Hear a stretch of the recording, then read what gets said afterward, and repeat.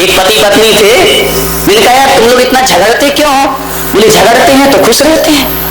अरे मैंने कहा ये क्या बात है? बोले महाराज झगड़ते हैं इसलिए खुश रहते हैं। अरे मैंने कहा झगड़े से कैसे खुश रहोगे? बोले आप नहीं समझोगे, आपकी शादी आदि तो हुई नहीं, आपके बच्चे अच्छे तो है नहीं, आपने गृहस्थी में तो फंसे नहीं है। अरे तो मैंने कहा भाई मुझे समझाओ, मुझे बात समझ नहीं आ रही है कि झगड़ते हैं तो खुश रहते हैं। बोले बहुत खुश रहते हैं महाराज, जिस दिन झगड़ा नहीं हो उस दिन हमारे घर में खुशी नहीं मिला करती है, इसलिए हम रोज रोज झगड़ लिया करते हैं। मैंने सोचा यार झगड़ने से खुशी कैसे मिल जाएगी?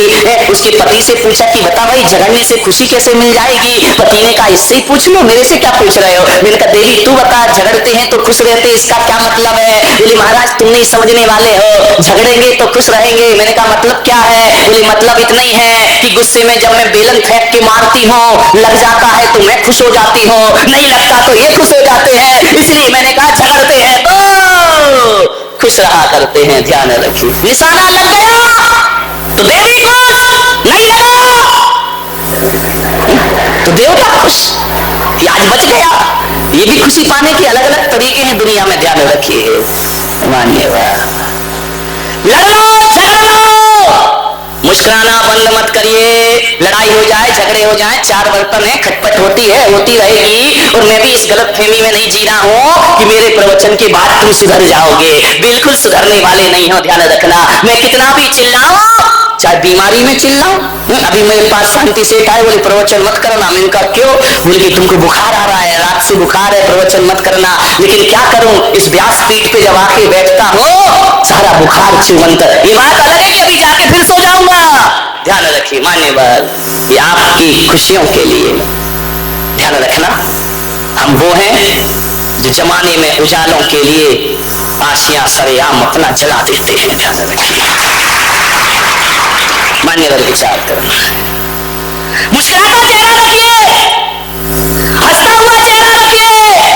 मैं युवाओं से निवेदन कर रहा हूं कि जेब में मोबाइल ना हो चलेगा, जेब में मोबाइल ना हो चलेगा, लेकिन ध्यान रखना जेब में मोबाइल ना हो तो कोई बात नहीं, पर चेहरे पर स्माइल जरूर होना चाहिए। आपके हजारों मित्र बनने को तैयार हो जाएंगे। ध्यान रखना, चेहरे पर स्माइल रखिए। एक फोटो खिंचाने जाते हो, फोटोग्राफर क्या बोलता है?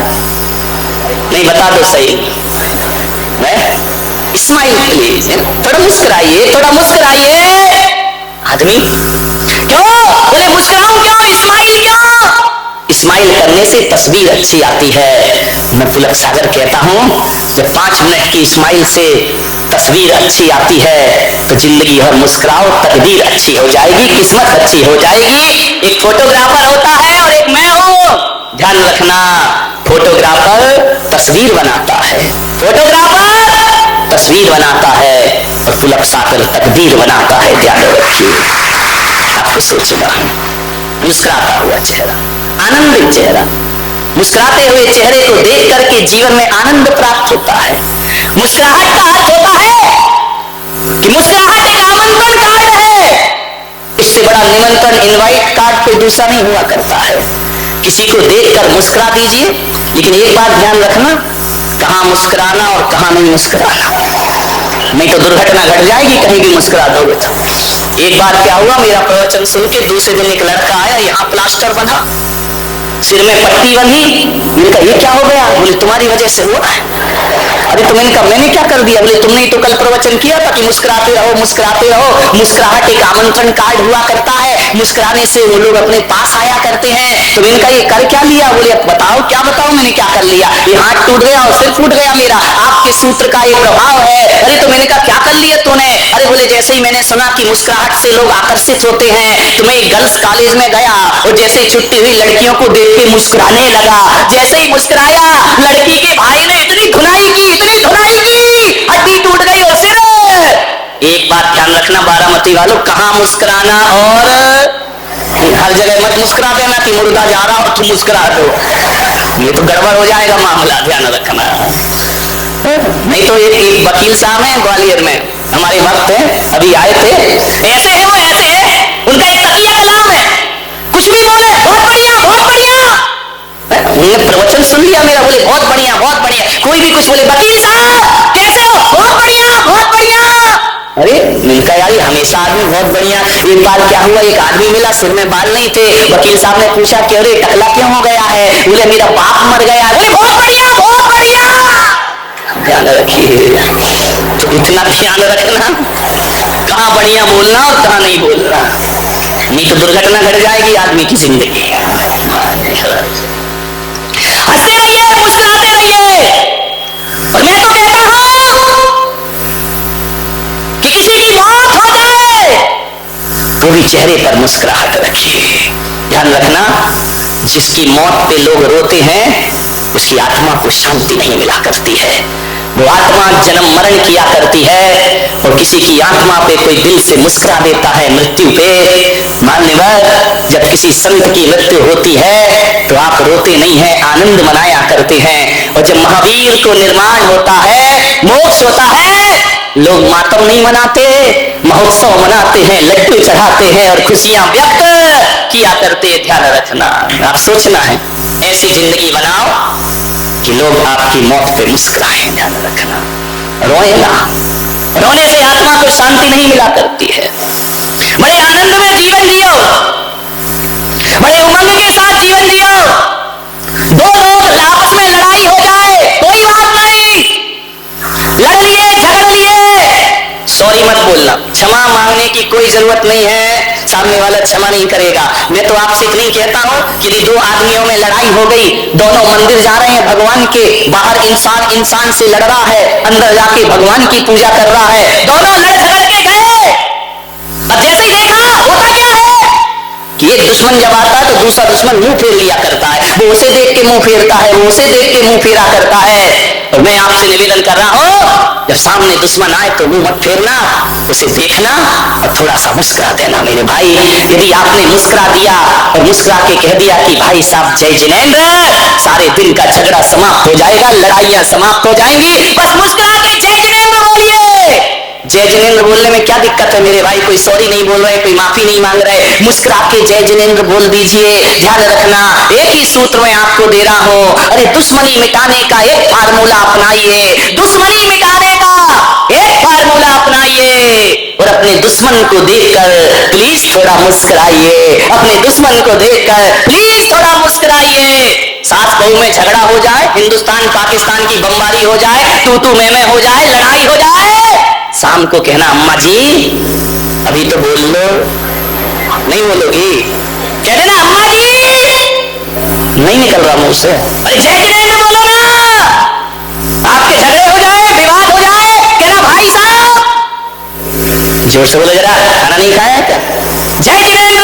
ध्यान रखिए, यदि आपने जय जिनेंद्र बोल लिया, दुश्मनी मिट जाएगी, दोस्ती में परिवर्तित हो जाएगी। आज घरों में जय जिनेंद्र समाप्त हो गया है, आज घरों में कोई हाय हेलो कहने लगे हैं। आपसे मैं इतना ही निवेदन करता हूं, जय जिनेंद्र जो होता है, राम राम जो हुआ करता है, ये कसायों पर फहराई गई विजय पताका हुआ करती है। कसायों को जीतना है, जय जिनेंद्र आदमी को बोल। और ऐसा भी जय जिनेंद्र नहीं कि लड़ाई हुई है, महाराज ने कहा जय जिनेंद्र, नहीं, हंस के मुस्कुरा के कस के ना, नहीं तो कहीं ऐसे बोले जय जिनेंद्र, सुनाई भी नहीं दे रहा, जय जिनेंद्र हो गया।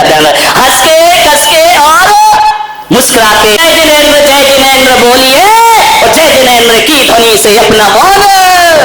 कितनी बहुएं नियम ले रही हैं कि हम अपने से घर में बड़ों को जय जिनेंद्र बोलेंगे, हाथ उठा जरा, हे भगवान, बाकी सब क्या करने? अरे राम राम बोलना, जो राम को मानते हैं राम राम बोले, जो जिनेंद्र को मानते हैं वो जय जिनेंद्र बोले। आपसे भी निवेदन है, हाथ उठा के विश्वास दिलाओ अपने घर। आदमी बहुत सीधा यहाँ का यार, महाराष्ट्र का देखो, इनने तो हाथ पूरे नहीं उठाए, आदमी ने फट से उठा दिए।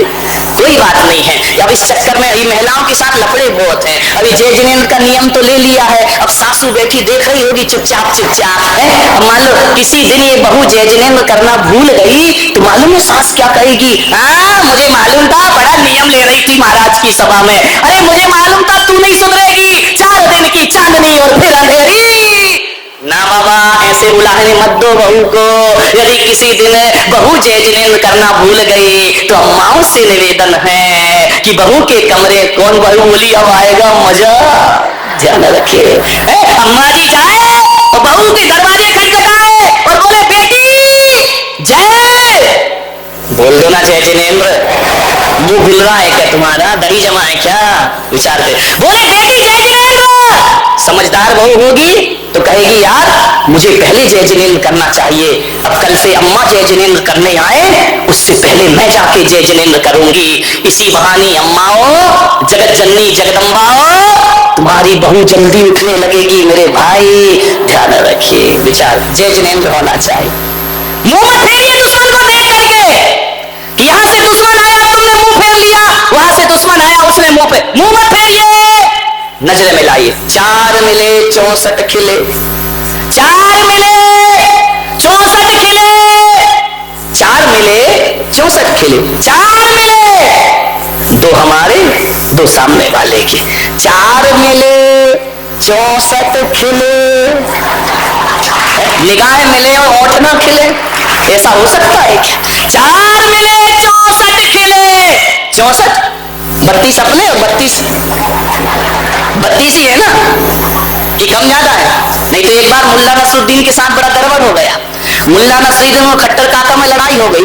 मुल्ला खट्टर काका ने कहा हे मुल्ला एक दूंगा तो तेरे 32 दांत तोड़ दूंगा। मुल्ला ने कहा क्या समझ रखा है, एक दूंगा तो 64 तोड़ दूंगा। खट्टर काका ने कहा, रामलाल सामने खड़ा हुआ था, रामलाल ने कहा क्यों रे मुल्ला 64 दांत होते भी हैं जो तू तोड़ लेगा?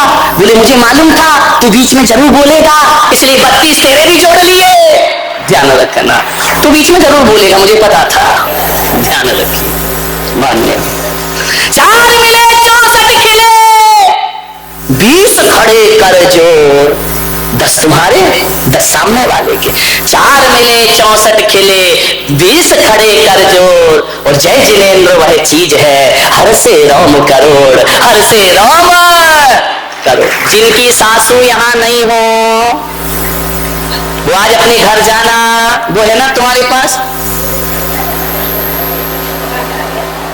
मोबाइल है ना, जैसे ही फोन लगाना अम्मा जी कहेगी हाँ हेलो, अम्मा जी से कहना अम्मा जी हाय हेलो छोड़िए और जय जिनेंद्र बोलिए। जय जिनेंद्र का पाठ पढ़िए, जिंदगी में मुस्कुरा के पढ़िए, जीवन में आनंद बरसेगा।